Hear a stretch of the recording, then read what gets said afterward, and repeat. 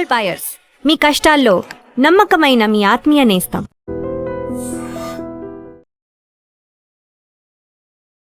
నమస్తే, నేను Kavitha. Welcome to iDream news and నిజాలు. మోదీ చాలా అందంగా ఉంటాడు, ఆయన ఒక ఏంజల్, కాకపోతే టోటల్ కిల్లర్. ఈ ప్రశంసలన్నీ ప్రధానమంత్రి నరేంద్ర మోదీ గురించి అమెరికా అధ్యక్షుడు డొనాల్డ్ ట్రంప్ చేశారు. ఇవన్నీ ఒకవైపు అయితే, ఇంకోవైపు ఇప్పటిదాకా హిందూ మహాసముద్రం పసిఫిక్ ఓషన్ మధ్య ఉన్నటువంటి యుఎస్ ఇండో పసిఫిక్ ఓషన్ ఒక కమాండ్కి సంబంధించి దాన్ని ఇండో అనేటువంటి పదాన్ని తొలగించేశారు. ఇప్పుడు కేవలం అది యుఎస్ పసిఫిక్ కమాండోగా ఎందుకు మారబోతోంది? ఈ రెండింటి మధ్యలో ఉన్నటువంటి వ్యత్యాసం, లేకపోతే మోదీతో ఉన్నటువంటి ఫ్రెండ్షిప్, వీటన్నిటి గురించి మాట్లాడుకుందాం. మనతో పాటుగా ఉన్నారు సీనియర్ జర్నలిస్ట్ సురేష్ కోచత్తిల్ గారు. సార్ నమస్తే. సో గతంలోనే మోదీ నాకు చాలా మంచి మిత్రుడు, ప్రియమైనటువంటి స్నేహితుడు ఇవన్నీ చెప్పిన తర్వాత ఇప్పుడు సడన్ గా ఆయన చాలా అందంగా ఉంటాడు, ఆయన ఒక ఏంజల్ బట్ టోటల్ కిల్లర్. ఈ కాంట్రాస్ట్ ఏంటి అసలు? ప్రెసిడెంట్ ట్రంప్ కన్నా ముందు మెలోనీ చెప్పారు ఒక మాట నిన్న. షీ టోల్డ్ మోదీ ఓపెన్లీ చెప్పారు, we are most popular couple on internet అని. సో మోదీ గారు అఫ్కోర్స్ డైరెక్ట్గా ఇప్పుడు నెగోషియేట్ చేయరు. It's most of the negotiation చేస్తున్న పీయూష్ గోయల్ గారు చేస్తున్నారు. Is also no better. ఆయన కూడా చార్టర్డ్ అకౌంటెంట్, ఆయనకు తెలుసు నెగోషియేషన్ అంటే ఏంటనేది. సో నిన్న ట్రంప్ మాట్లాడడానికి కారణం ఎందుకంటే G7 సైడ్ లైన్స్లో అన్ని లీడర్స్ని కలిచారు. ఆయన కలిసినప్పుడు మోదీ గారి గురించి చెప్పారు, ఇది killer and you are like నెగోషియేషన్లో అని. గుజరాతీ ఆబ్వియస్లీ నెగోషియేషన్లో దే ఆర్ ఛాంపియన్స్. కానీ మన దీంట్లో అర్థం చేసుకోవాల్సింది ఒకటి, దాని తర్వాత ఆయన ఒక స్టేట్మెంట్ ఇచ్చాడు, అది మన మీడియాలో లోపలికి పేజీలో వెళ్ళిపోయింది, మీకు బహుశా పంపించాను అది ఇవాళ పొద్దున. దట్ ఇండియా మీద ఎవరైనా ఆక్రమణ చేస్తే రేపు మేము వచ్చి అడ్డుకుంటాం, వాళ్ళు ప్రొటెక్ట్ చేస్తాం మేము. పాకిస్తాన్ రేపు ఇండియా మీద అటాక్ చేస్తే యుఎస్ వస్తారా? So US wants to become another, భారతదేశాన్ని ఒక నేటో పార్ట్నర్గా, అఫ్కోర్స్ వీఆర్ ఇన్ క్వాడ్లో ఉన్నాం మనం. అది కాకుండా మిగతా కమాండ్స్లో కూడా ఇజ్రాయెల్తో మనం ఉన్న, Israel, UAE, US and India అదొకటి ఉంది, ICUC. సో ఈ రెండు కమాండ్ నడిమిట్లో కూడా మనకి చాలా మటుకు బాగా రిలేషన్షిప్ ఉంది యుఎస్తో. కానీ చాలా మటుకు ఈ ట్రేడ్ డీల్స్తోనే చాలా ప్రాబ్లమ్స్ క్రియేట్ అయింది. దాని తర్వాత కొంచెం బ్లడ్ ఉండే పాకిస్తాన్ ఇన్వాల్వ్ చేసినప్పుడు యుద్ధం నేనే ఆపాను అని చెప్పి ఇప్పుడు ఎవరు ప్రెసిడెంట్ ట్రంప్ని సీరియస్గా తీసుకుంటలేరు. అది ఇవాళ పొద్దున మీరు ఏ అమెరికన్ ఛానల్ ఓపెన్ చేసినా కానీ, including Fox News which is suppose to be ఆయన ఓన్ ఛానల్, వాళ్ళు కూడా అదే అంటున్నారు, that president Trump is now it is weakest. Okay, బహుశా ఆయన ఇప్పుడు రాజీనామా చేసి వైస్ ప్రెసిడెంట్ వ్యాన్స్కి ఇచ్చేస్తే బాగుంటుందని.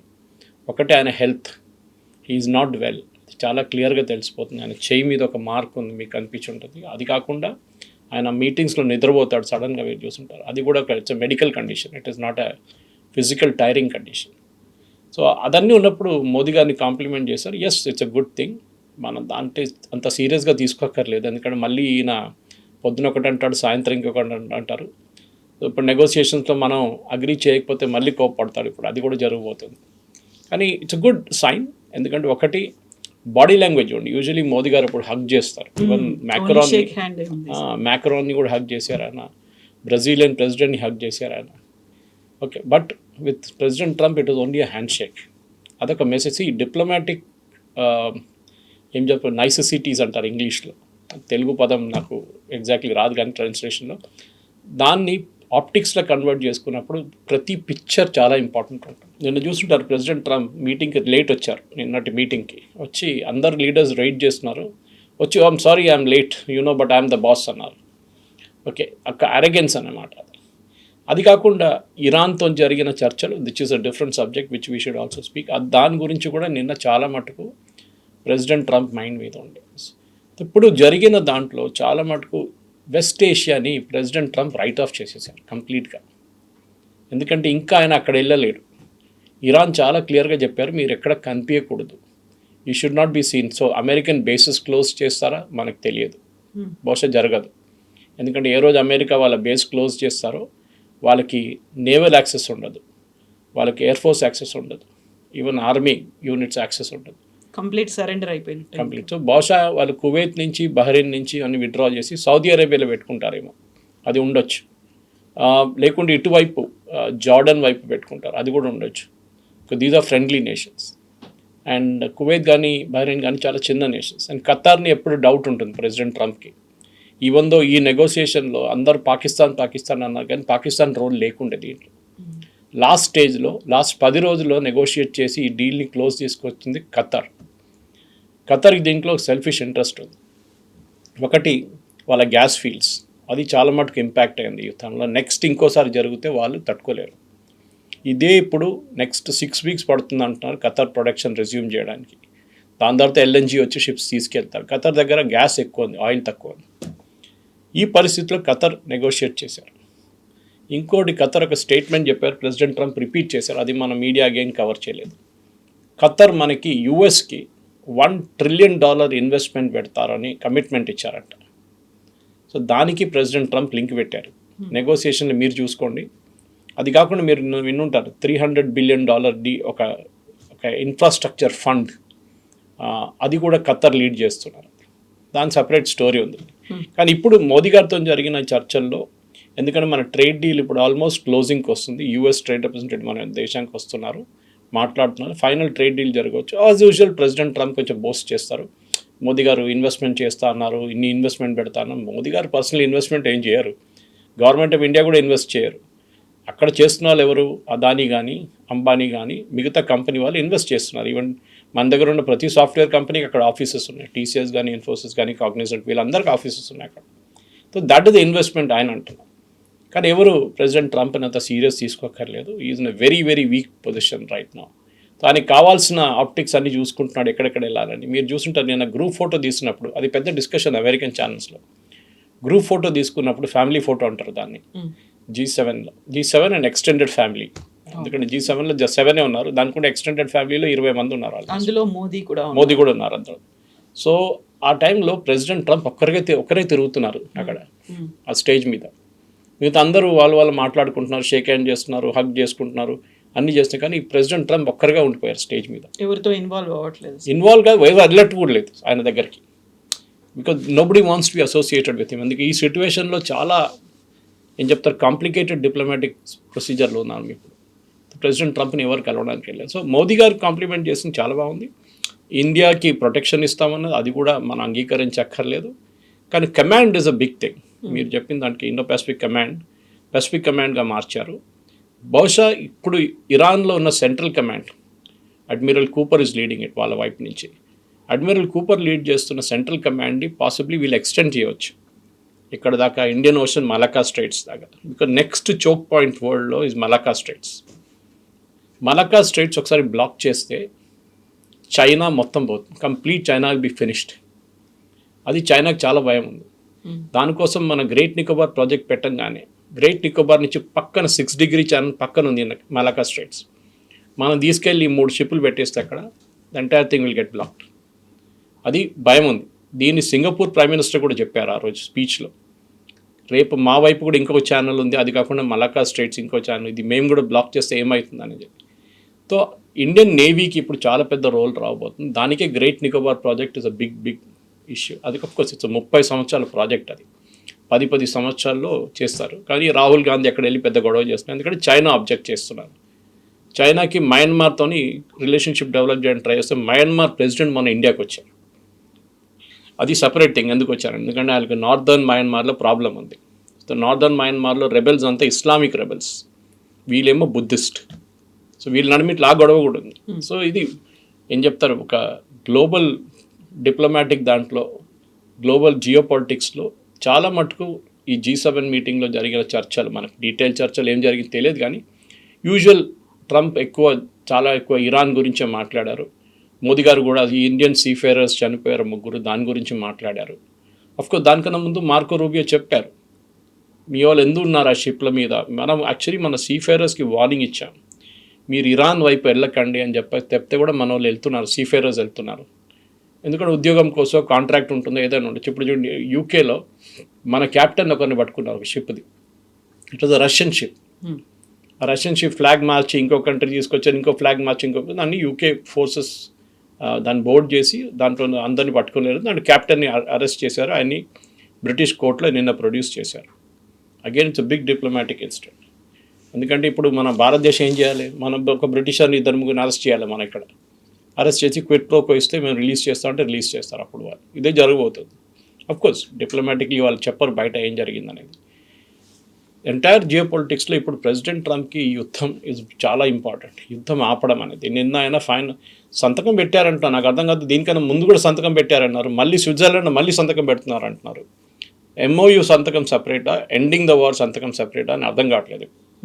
ఈవెన్ అమెరికాలో కూడా ఇదే డిబేట్ నడుస్తుంది, వాట్ ఆర్ వి సైనింగ్ అని. సో ఇప్పుడున్న పరిస్థితుల్లో ప్రెసిడెంట్ ట్రంప్ చాలా వీక్ అయిపోయారు. అండ్ పాసిబ్లీ ఇండియన్ ఓషన్ కానీ వెస్ట్ ఏషియా నుంచి వాళ్ళ ఫోర్సెస్ని అందరినీ విత్డ్రా చేసుకున్నారు వాళ్ళు. ఇప్పుడు అక్కడ ఒక వేకెంట్ స్పేస్ ఉంది, దాన్ని ఎవరు కంట్రోల్ చేస్తారు అని అక్కడే ఆయనకు భయం ఉంది, చైనా వచ్చేస్తారా అని. ఎందుకంటే చైనీస్ షిప్స్ నిన్నటి నుంచే లోడింగ్ మొదలు పెట్టారు ఇరాన్లో.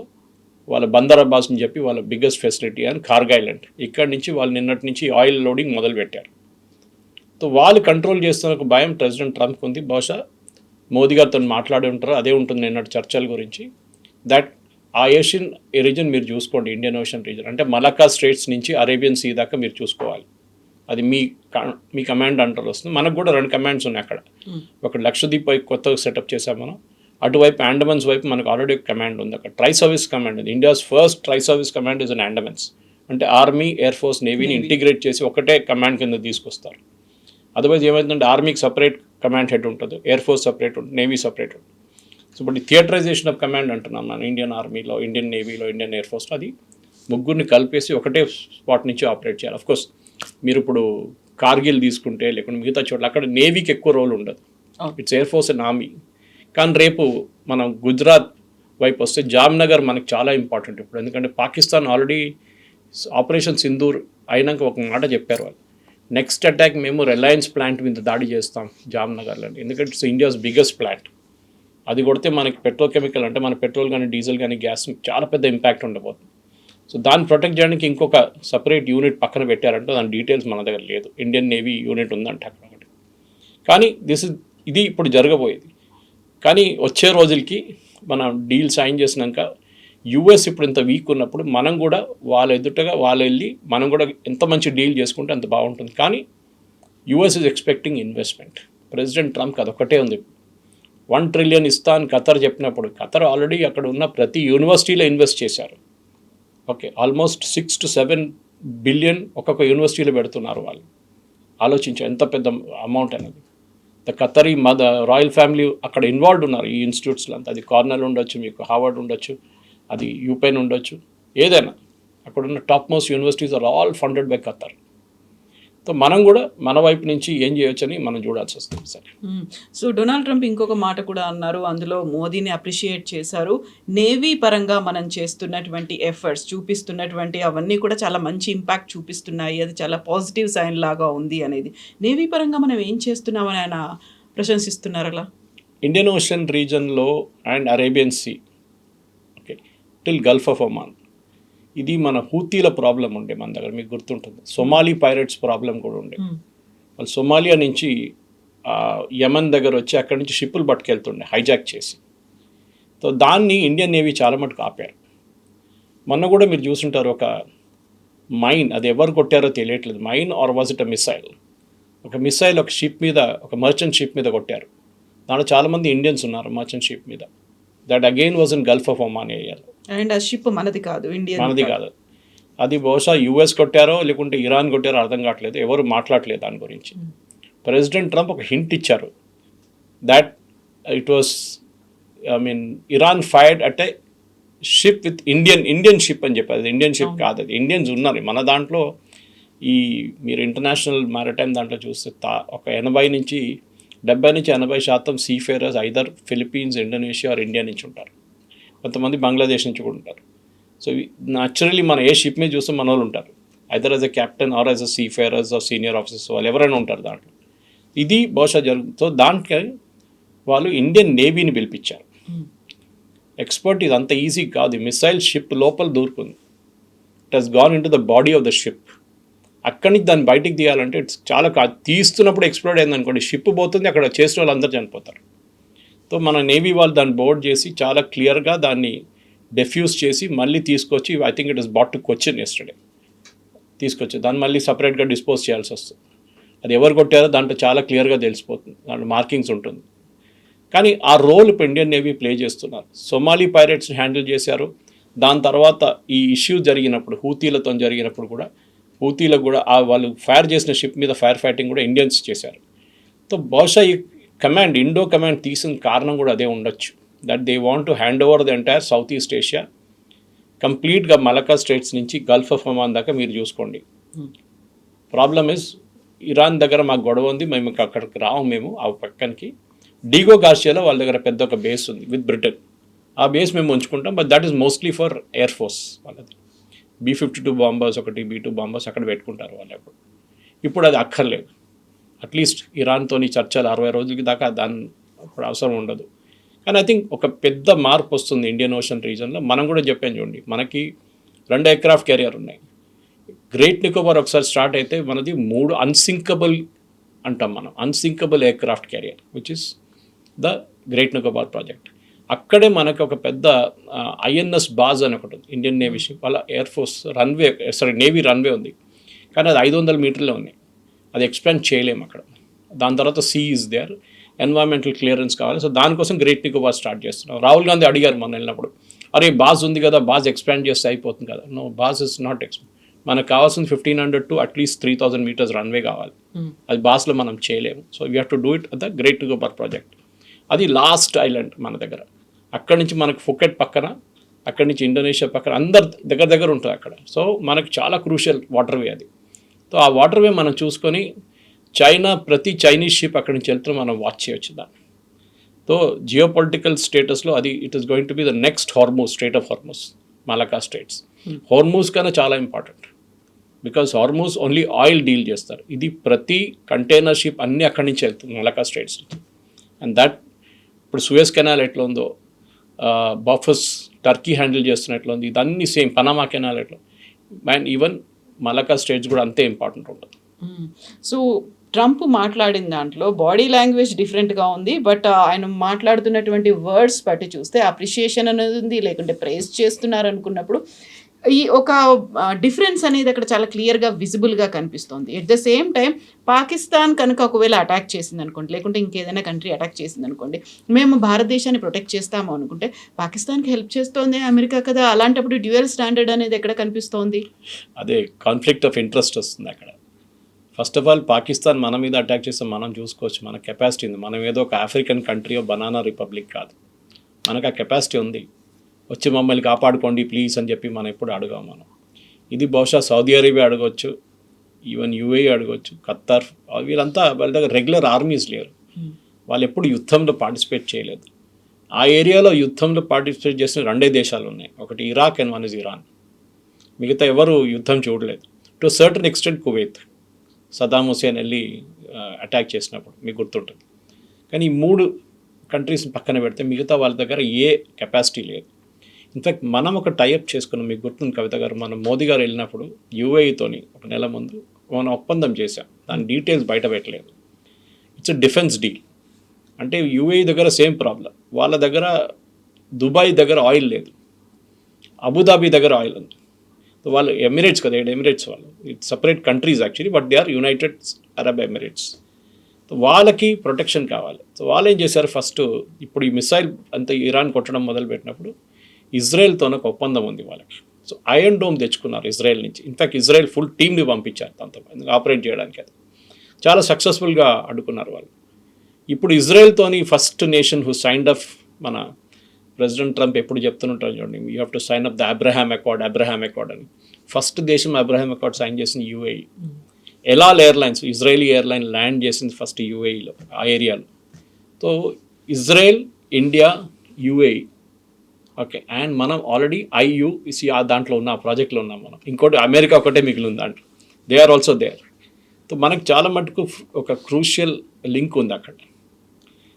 సో ఈ డిఫెన్స్ ప్యాక్ట్లో మన కొన్ని షిప్స్ తీసుకెళ్ళి మనం will be parking it in either Fujairah or in Dubai or even in UAE. Depth మీద ఉంటుంది అది ఎంత అంటే. సో మనం UAEకి ఒక ఏం చెప్తా ప్రొటెక్షన్ ఇవ్వబోతున్నాం, that we will take care of your fighting capacities, మేము చూసుకుంటాం మిమ్మల్ని. ఆల్రెడీ ఇజ్రాయెల్ అక్కడ ఉన్నారు కదా, మీదేమో ఇంకా రేపు మీ మీద దాడి జరిగితే వీ విల్ బి దేర్. బహుశా దానికన్నా కొంచెం ఎక్స్టెన్షన్ యూఏఈ వాళ్ళు టెక్నాలజీ చూస్తున్నారు, డిఫెన్స్ టెక్నాలజీ. అది మిసైల్ ఉండొచ్చు, బ్రహ్మోస్ లాంటి మ్యానుఫ్యాక్చరింగ్ ప్రాజెక్ట్ ఉండొచ్చు, లేకుంటే నార్మల్ డిఫెన్స్ మన దగ్గర ఉన్న డ్రోన్ టెక్నాలజీ ఉండొచ్చు. ఇదంతా మనం యూఏఈలో ఇప్పుడు పెట్టబోతున్నాం. అది కూడా పెద్ద ఇది ఉంటుంది. మేబీ జబెల్ అలీ లేకుంటే ఇంకెక్కడ పెడతారు, ఫ్రీ ట్రేడ్ జోన్లో పెట్టచ్చు ఇది. ఇండో యూఏఈ ఇజ్రాయెల్ యుఎస్ ఐయుయు ఈ కాంబినేషన్ అక్కడ ఉండబోతుంది. This is going to be very crucial. ఎందుకంటే ఇంకా ఈ ఇరాన్ యుద్ధం నుంచి చాలా లెసన్స్ నేర్చుకోవాల్సింది కవిత. సపరేట్ సబ్జెక్ట్ అది, ఇంకో రోజు మనం దాని మీద మాట్లాడవచ్చు. సపరేట్ సబ్జెక్ట్, ఎందుకంటే చాలా ఎక్స్టెన్సివ్గా లాస్ట్ 3 నెలలు జరిగిన 116 రోజులు, ఇవాళకి 110 రోజులు అని కూడా చెప్పొచ్చు. కొన్ని depends on when it started, కానీ ఒక 111 డేస్ అని తీసుకోవచ్చు. ఈ 111 డేస్ జరిగిన యుద్ధం చాలా లెసన్స్ నేర్పించారు దేశానికి. The most powerful nation in the world America Iran ఏం చేయలేకపోయారు.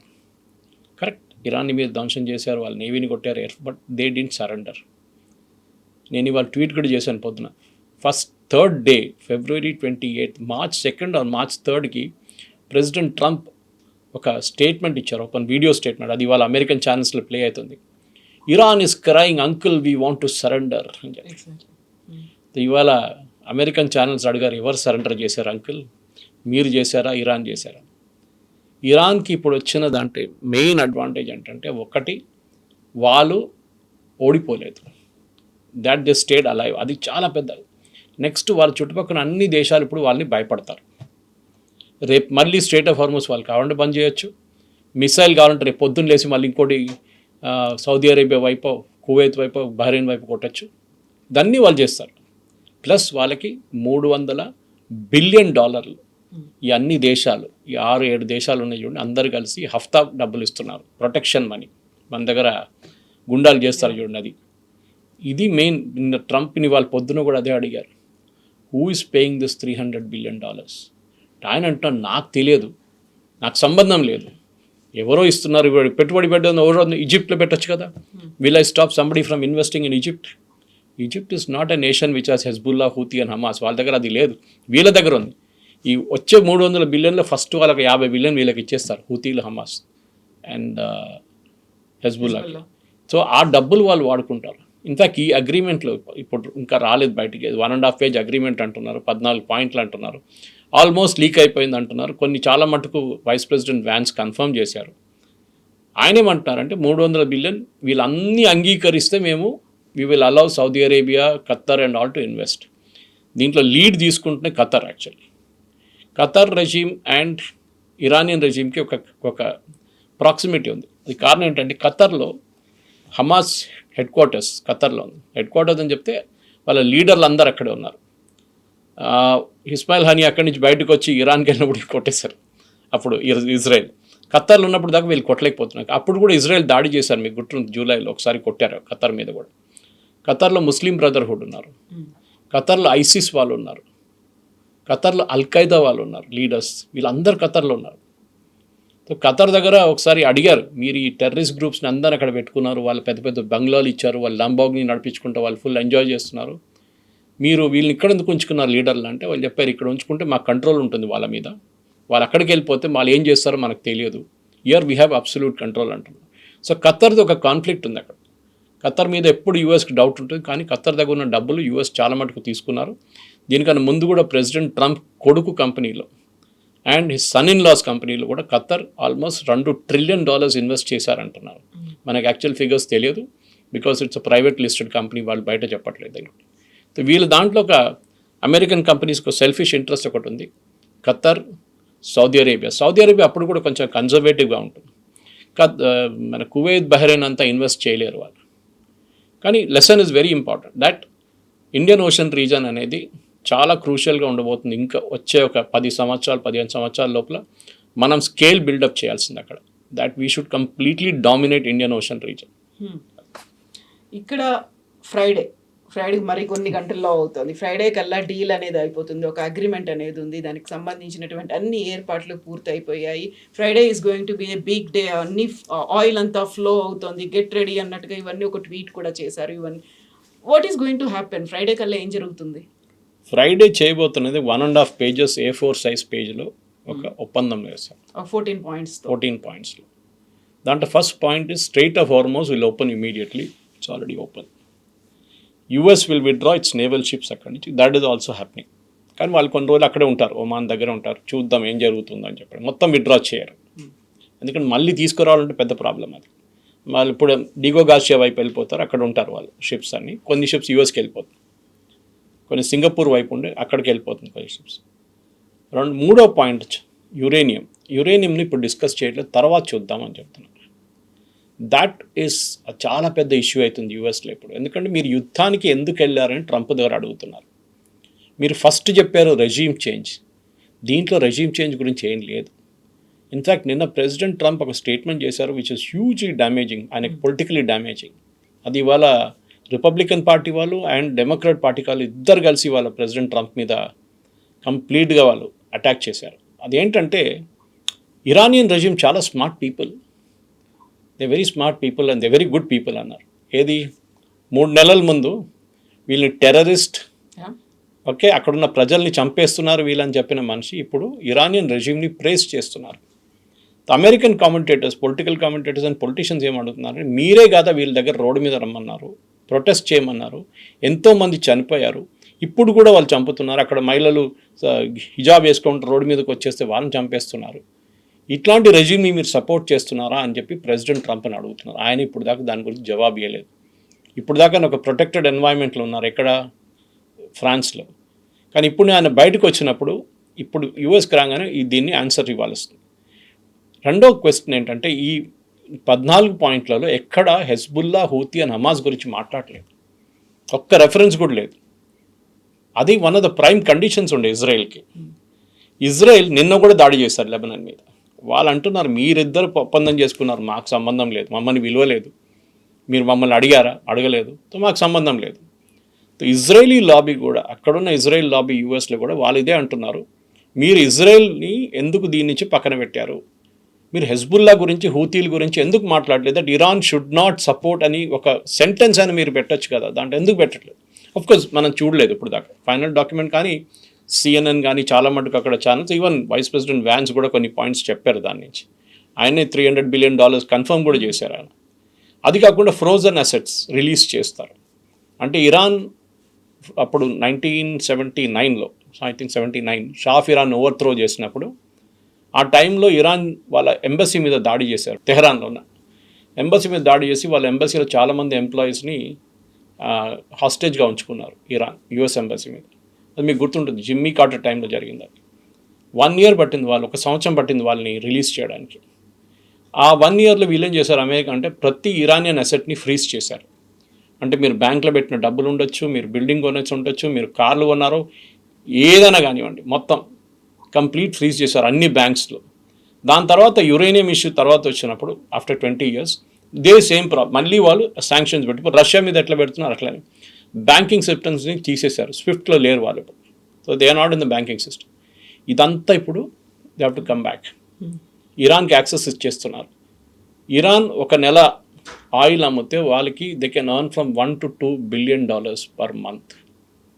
అంటే ఒక సంవత్సరంలో వాళ్ళు ఎంత, you can imagine how much they will make and huge amount of money. And this is అంటే మినిమం క్వాంటిటీ. చైనాకి అమ్ముతున్నది $40, $50 అమ్ముతున్నారు వాళ్ళు, విచ్ ఇస్ ఇప్పుడు మార్కెట్ తగ్గింది అనుకోండి, 76 ఉంది ఇప్పుడు. 76లో అమ్మకపోతే కూడా 50లో అమ్ముతారు చైనాకి, ఎందుకంటే చైనా దగ్గర నుంచి వాళ్ళకి చాలా మటుకు రా మెటీరియల్స్ వస్తుంది. ఈ మిసైల్ ప్రోగ్రామ్ కావాల్సిన అల్యూమినియం కానీ, ఐరన్ పార్ట్స్ కానీ, ఎలక్ట్రానిక్స్ అంతా చైనా నుంచి వస్తుంది. సో చైనాని హ్యాపీగా హ్యూమర్లో ఉంచుకుంటారు. కానీ ఇరాన్కి ఇప్పుడున్న అడ్వాంటేజ్ ఏంటంటే they are having an upper hand. So ఆ ఫ్రైడే రోజు మీరు చెప్పినట్లు ఒప్పందం పెట్టినప్పుడు ఎప్పుడు అంటారు ఇంగ్లీష్లో, the devil is in the details అంటారు. ఆ ఫైన్ ప్రింట్ చూస్తేనే మనకు అర్థమవుతుంది. కానీ ప్రెసిడెంట్ ఒబామా చేసిన ఒప్పందం బెటర్ ఉందా, ఈ ఒప్పందం బెటర్ ఉందా అని కంపారిజన్ ఆల్రెడీ స్టార్ట్ అయింది. In fact first sentence of uranium, Iran will never possess అని ప్రెసిడెంట్ ట్రంప్ చెప్తున్నప్పుడు అగ్రిమెంట్లో ఉన్న వర్డ్ ఇరాన్ అఫర్మ్స్, అంటే మేము ముందు కూడా అగ్రి చేసాము, మళ్ళీ వీఆర్ జస్ట్ రిపీటింగ్ ఇట్. ఎందుకంటే ఇది వాళ్ళ అయోతోలా, ద ప్రీవియస్ అయోతోలాస్ సుప్రీం లీడర్ ఒక ఫత్వా ఇష్యూ చేశారు, దట్ మన ఇస్లాం ప్రకారం మనం న్యూక్లియర్ బాంబ్ పెట్టుకోకూడదు అని చెప్పి. ఆ ఫత్వా ఇప్పుడు కూడా ఉంది. అది పట్టించుకుంటలేరా, అది డిఫరెంట్ థింగ్ ఆల్ టుగెదర్. రేపు చెప్పొచ్చు ఆయన చెప్పాడు కదా మేము పట్టించుకోమని చెప్పి. మళ్ళీ మీరు ఎందుకు ప్యూరిఫై చేస్తున్నారు, 60% దాకా ఎందుకు వచ్చారు, దట్స్ అ క్వశ్చన్. సో ఆ యురేనియం ఒక ఇష్యూ పోస్ట్పోన్ అయింది. ఇది మెయిన్గా ఇరాన్కి దీంట్లో 14 పాయింట్లు ఆల్మోస్ట్ 13 పాయింట్లు వాళ్ళ అడ్వాంటేజ్లో ఉంది. ఇప్పుడు దాని మీదే ప్రెసిడెంట్ ట్రంప్ మీద ఎక్స్ట్రీమ్ ప్రెషర్ ఉంది. ఇది అగ్రిమెంట్ మార్చుతారో లేకుంటే అగ్రిమెంట్లో ఉన్న 60 రోజులు ఈ agreement cannot be negotiated, impossible. నేను చెప్పాను చూడండి, జేసీపీ అగ్రిమెంట్ ప్రెసిడెంట్ ఒబామా టైంలో 2 సంవత్సరాలు తీసుకున్నారు వాళ్ళు. సెనేటర్ జాన్ కెరీ కానీ వీళ్ళందరూ కూర్చొని నెగోషియేట్ చేస్తే టెక్నికల్ ఎక్స్పర్ట్స్ 2 సంవత్సరాలు పట్టింది. మెయిన్గా మీ ఇంటర్నేషనల్ అటామిక్ ఎనర్జీ ఎక్స్పర్ట్స్ మీ దగ్గరకు వస్తారు ఇన్స్పెక్ట్ చేయడానికి, ఎనీ టైమ్ ఎనీవేర్ ఎక్స్పెక్ట్ ఉంటుంది. మన దగ్గర ఫార్మా కంపెనీస్లో హైదరాబాద్లో ఎఫ్డీఏ ఇన్స్పెక్షన్స్ ఉంటుంది, సడన్గా వస్తారు వాళ్ళు చెక్ చేయడానికి. ఇది కూడా అంతే, they will come any time, they will come and inspect. ఆ ఫ్రీడమ్ అప్పుడు ఉండే ప్రెసిడెంట్ ఒబామా దాంట్లో, ఇప్పుడు ఇస్తారా, డౌట్ఫుల్. అది ఇరాన్కి ఇప్పుడు ఒక అడ్వాంటేజ్ వచ్చింది, మేము strength, we are in position of strength now. ఇప్పుడు మేము దాని నుంచి నెగోషియేట్. ఇన్ఫాక్ట్ అరాచీ ఇప్పుడున్న foreign minister was a negotiating member then. So ఆయనకి ఎక్స్పీరియన్స్ ఉంది దీంట్లో. ఆయన పంపిస్తారు వీళ్ళు ఇప్పుడు ఇరాన్ నెగోషియేట్ చేయడానికి. And US is in a very weak wicket, because వీళ్ళు స్టీవ్ విట్కాఫ్ అండ్ జారెడ్ కుష్నర్కి అసలు నెగోషియేషన్స్, టెక్నికల్ నెగోషియేషన్ తెలియదు. వాళ్ళు రియల్ ఎస్టేట్ వాళ్ళు బిజినెస్ మెన్, వాళ్ళకి నెగోషియేషన్స్ సంబంధం లేదు. వాళ్ళకి యూఎస్ పంపించాల్సింది చాలా మట్టుకు టెక్నికల్ టీమ్ని పంపించాలి ఇప్పుడు. ఎందుకంటే మిసైల్ గురించి మాట్లాడలేదు, హూతీల గురించి మాట్లాడలేదు, హెబస్బుల్లా లేదు, హమాస్ లేదు. ఇప్పుడున్నది యురేనియం ఒక్కటే. ఆ యురేనియం ఇష్యూ టిపికల్ ఇంగ్లీష్ లాంగ్వేజ్లో అంటారు kick down the street, kick down the street అంటే కొట్టి అక్కడ చూసుకుందాం, తర్వాత 6 నెలలు కదా అప్పుడు చూసుకుందాం. ఆ 2 నెలల నుంచి మళ్ళీ 2 నెలలు పొరిగిస్తారు, మళ్ళీ 2 నెలలు తీసుకెళ్తారు. మినిమం ఒక 1 year 1.5 year దాకా ఇది నడుస్తూనే ఉంటుంది. కానీ లాస్ట్లో ప్రెసిడెంట్ ట్రంప్ నిన్న ఒక స్టేట్మెంట్ ఇచ్చారు. ఆయన you was literally cornered press కాన్ఫరెన్స్లో. ఆయన ఏం చెప్పలేకపోయారు. లాస్ట్ అడిగారు, వీళ్ళు ఇరాన్ ఇదంతా అంగీకరించిపోతే మీరేం చేస్తారు, this is only MOU, legally enforceable. వాళ్ళు రేపు అంటారు MOU, maybe or not, it's memorandum of understanding కాదు, మెమరాండం ఆఫ్ మిస్అండర్స్టాండింగ్ అంటారు వాళ్ళు. మీరేం చేస్తారు, then we will bomb the hell out of them. Exactly, మొత్తం అంతా నాశనం చేసేస్తాం ఇంకా. అదే ఆయన ఎప్పుడు చెప్తుంటాడు, పొద్దున్న లేచి చెప్తాడు, మళ్ళీ సాయంత్రం కాదంటారు. స్టాక్ మార్కెట్ ఎప్పుడు ఓపెన్ అవుతుంది దాని ముందు మళ్ళీ ఒక స్టేట్మెంట్ ఇస్తారు, స్టాక్ మార్కెట్ క్లోజ్ అయిన తర్వాత ఇంకో స్టేట్మెంట్ ఇస్తారు. ఆయన దగ్గర నిన్ను అడిగారు, మీ అమెరికన్ ఎకానమీ మొత్తం కంప్లీట్గా పోయింది కదా, మీ ప్రజలు పాపం కష్టపడుతున్నారు, $4 కొడుతున్నారు ఒక గ్యాలన్ గ్యాస్కి కానీ ఫ్యూయల్ కానీ, American stock market is doing extremely well. ఆయనకి ఒకటే మెట్రిక్ ఉంది దేశం గురించి, స్టాక్ మార్కెట్ కాదు. అది మోదీ గారు కూడా చెప్పొచ్చు, మన స్టాక్ మార్కెట్ చాలా బాగుంది అని. అది కాదు కదా, మన ప్రజలు ఎట్లా ఉంటున్నారు, మీరు ప్రజల కాస్ట్ ఆఫ్ లివింగ్ ఏంటి, ఇది చాలా ఇంపార్టెంట్. దీని నుంచి ఒకటే అడ్వాంటేజ్ బయటకు వస్తుంది కవిత గారు, that is state of Hormuz open అయింది. ఆయిల్ ప్రైసెస్ $100 ఉన్నది, ఇప్పుడు 76కి వచ్చింది. దానికైనా కింద రావడం డౌట్ఫుల్. ఓకే, 76లో ఉంటే చాలు మనకి, వీ కెన్ బ్రింగ్ డౌన్ ఆ పెట్రోల్ ప్రైసెస్. ఇంత మనం ఇప్పుడు పెంచాం కదా, అదన్నీ కిందకి తీసుకురావచ్చు, మళ్ళీ తగ్గించవచ్చు మనం. కానీ చూడాలి, ఫ్రైడే రోజు చూద్దాం, రేపే కదా, కొన్ని గంటల్లో. కానీ స్విట్జర్లాండ్ టైం అనగానే మనకు రాత్రిపూట అయిపోతుంది. Whether it's morning evening time చెప్పలేదు, దాన్ని బట్టి మనం డిసైడ్ చేయాల్సి వస్తుంది. Yes, sir. Thank you very much.